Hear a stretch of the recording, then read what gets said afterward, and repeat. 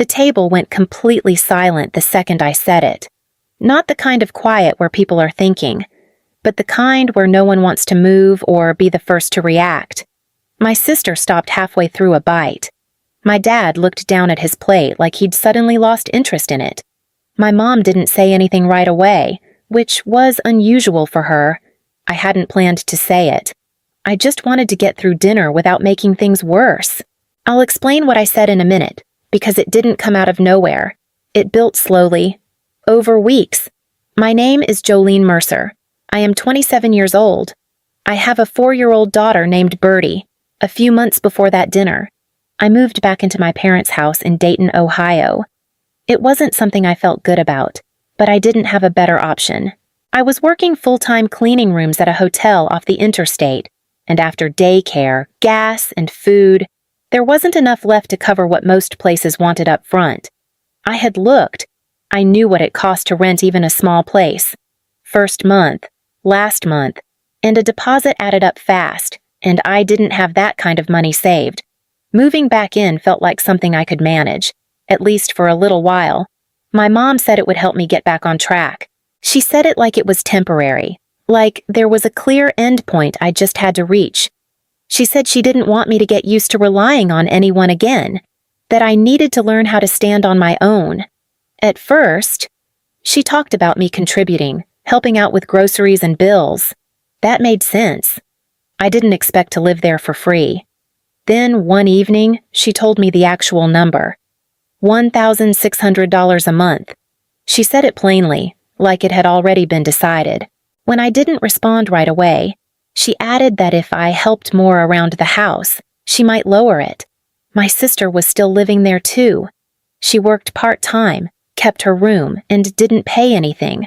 I asked about that once. My mom said it wasn't the same situation. I didn't argue. I told myself it was temporary, but temporary has a way of stretching when you're out of options. The $1,600 didn't include anything beyond the room itself. I bought groceries for me and Birdie separately, paid for daycare on my own, and covered gas just to keep getting to work and back. Utilities were never mentioned as part of what I was paying, and when I asked once, my mom said those were already handled, like that should have settled it. Parking was another small thing that turned into something bigger the longer it went on. The driveway had space, but it wasn't for me. My sister's car stayed there, and I parked on the street, usually a little down the block where there was room. Some nights, especially when it was cold, the walk back felt longer than it should have, even though it wasn't far. I knew what rent looked like in Dayton because I had spent hours checking listings before I moved back. For $1,600, I could have had a small apartment, maybe not in the best area, but something that was mine. The problem wasn't the monthly rent. It was everything you had to pay before you even got the keys. I looked into sharing a place with someone from work, but the timing didn't line up, and I couldn't risk committing to something unstable with Birdie. First month, last month, deposit. I did the math more than once. It never changed. I didn't have that kind of money saved, and there wasn't anyone I could borrow it from without putting myself in a worse position later. My sister worked a few days a week at a tanning salon and spent the rest of her time at home or out with friends. She had the bigger room, the one with more light, and she didn't worry about bills in the same way I did. When groceries ran low, she assumed someone else would handle it. I tried not to compare too directly, but it was hard to ignore the difference when I was the one paying to be there. It didn't feel like I was living at home. It felt like I was financing it. One night, Birdie asked me if we were in trouble because we didn't sit at the table like everyone else. I told her no, but I don't think she believed me. My mom never said the rent was final. She left it open in a way that made it sound flexible, like it could shift if I did the right things long enough. The first time she mentioned it, she stood in the kitchen while I was putting dishes away and said, "If you help more around the house, I might be able to lower it." She didn't say how much. She didn't say when. She didn't say what more actually meant. I filled in the blanks myself. I started with the kitchen, wiping everything down every night after Birdie went to sleep, even if it was already clean. Then I added laundry. Not just ours, but everyone's, because it seemed easier to do it all at once than separate it out. On weekends, I took over the bathrooms and the floors, trying to stay ahead of anything she could point to later. At first, I told myself it was temporary. That effort would change something, but every time I thought I had done enough, something else came up. "You missed the upstairs sink," she said once, running her finger along the edge. Another time, it was the living room. Then it was how the towels were folded. I waited for her to bring up the rent again, to say it had gone down or that she had noticed what I was doing. She never did. When I asked, she didn't say no. She just said, "We'll see," in a tone that ended the conversation without answering it. That was how it worked. Nothing was fixed. Nothing was clear. And nothing ever quite reached the point where I could say it wasn't fair without it turning back on me.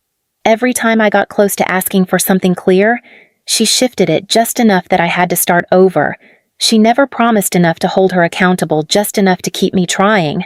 At some point, it stopped feeling like I was working towards something and started feeling like I was just keeping things from getting worse. I didn't stay quiet the whole time. There were a few moments when I tried to bring things up, just not in a way that would turn into a fight I couldn't afford to have. One evening, after Bertie had gone to bed, I stood in the doorway of the living room while my mom was watching television and asked if we could talk about the rent. I kept my voice steady and said I wanted to understand what it was based on and whether we could agree on something more fixed. She didn't turn away from the screen when she answered. "You should be grateful you have somewhere to go," she said. Like that settled it. Another time, I mentioned my sister. I didn't accuse her directly, just said it felt uneven that I was paying $1,600 while she paid nothing. My mom looked at me then, finally, and said, "That's not your concern. It is when I'm the one paying," I said, before she cut me off. My dad was sitting in the same room both times.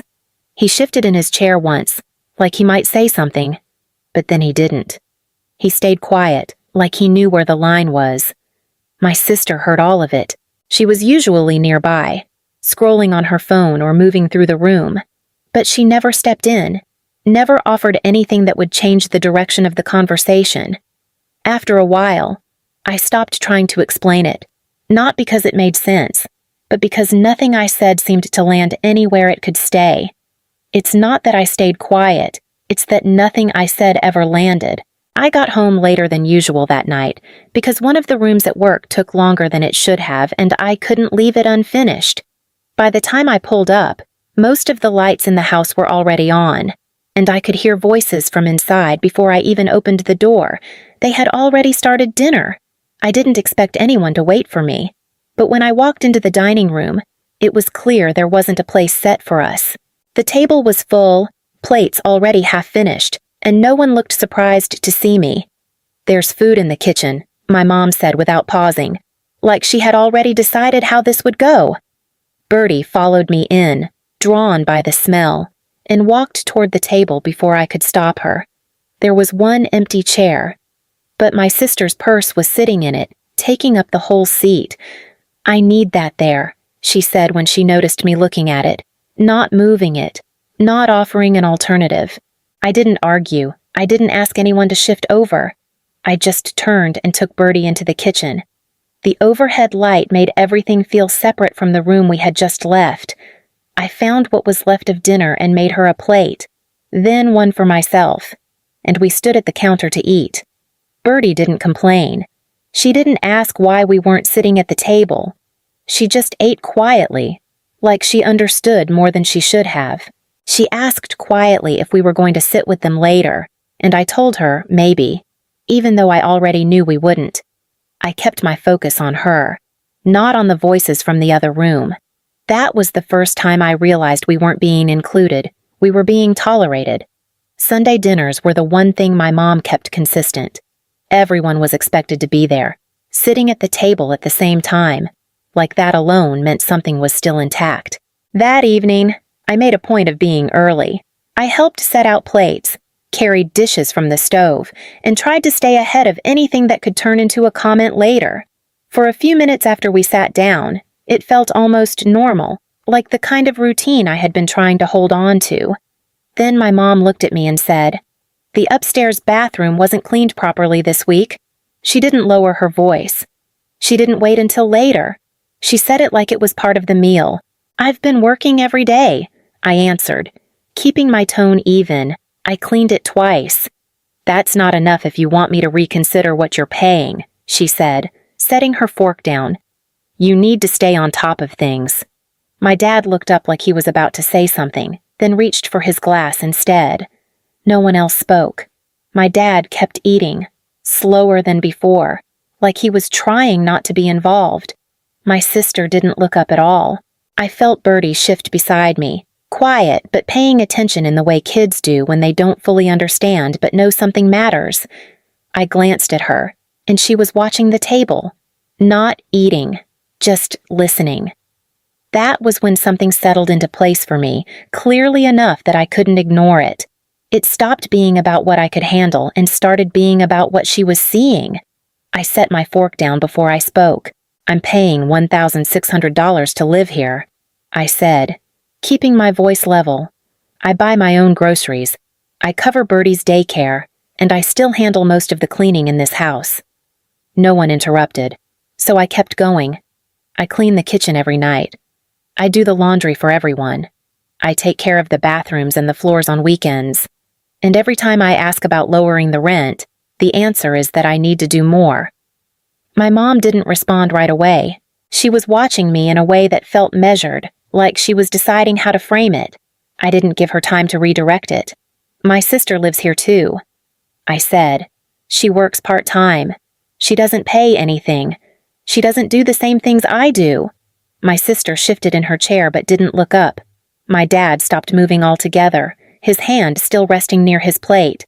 "And a few nights ago," I added, "my daughter didn't have a place at this table." That was the moment the room changed. The silence wasn't empty. It felt full, like everything I had been holding back was sitting there with us. My mom leaned back slightly, her expression tightening. "I can't believe you're bringing this up like this," she said. "At dinner. I'm bringing it up because it's been happening," I said. "And I don't think it's fair. No one forced you to stay here." She said, "If you don't like it, you can leave." Her tone shifted, sharper now. "You're being disrespectful." I nodded once. "Maybe, but I'm also being clear. No one stepped in." My dad didn't say anything, and my sister kept her eyes down, like staying still would keep her out of it.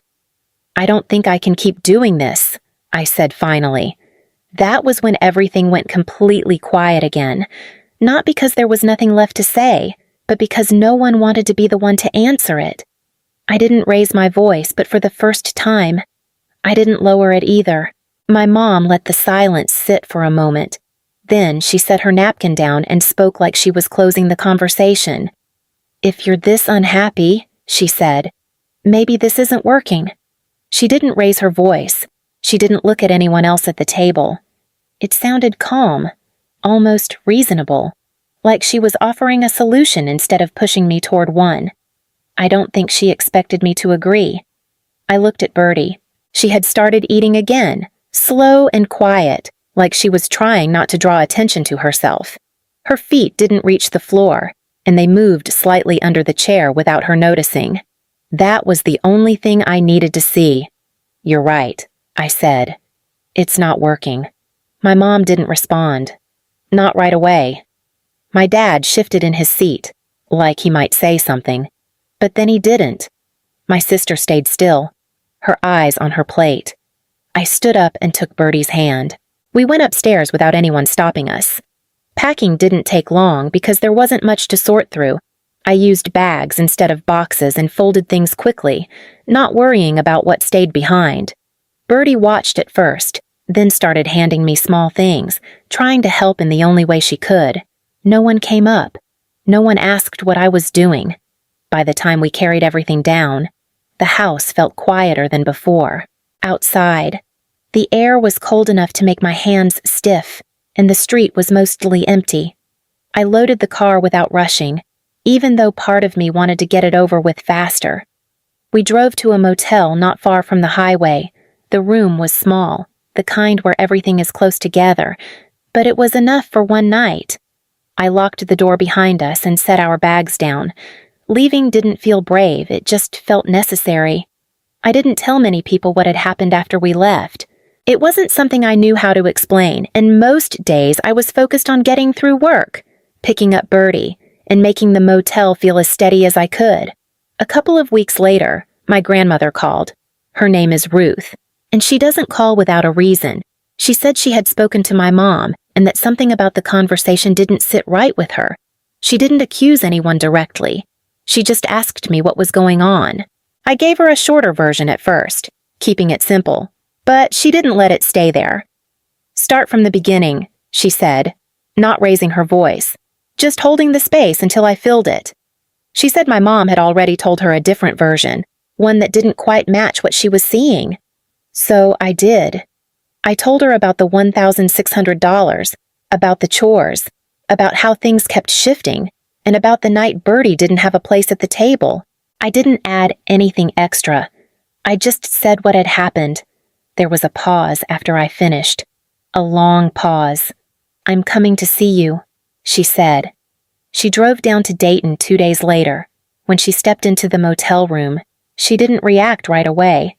She looked around, took in the space, the bags near the wall, the way Bertie had set up her things to make it feel like a room instead of a stop. She asked a few practical questions about work and daycare. Then she nodded like she had what she needed. That afternoon, she called my mom. I wasn't in the room for the whole conversation, but I heard enough to understand the tone. She's been paying how much my grandmother said, her voice steady, and doing what on top of that, there wasn't much room to redirect it. She didn't argue for long. She didn't need to. The truth didn't come out because I told it came out because it couldn't stay hidden anymore. Things didn't change all at once, and they didn't change in a clean way either. It started with a call from my mom a few days after my grandmother spoke to her. Her voice was more careful. "I didn't realize how it looked," she said. "I thought I was helping you stay responsible." I listened without interrupting.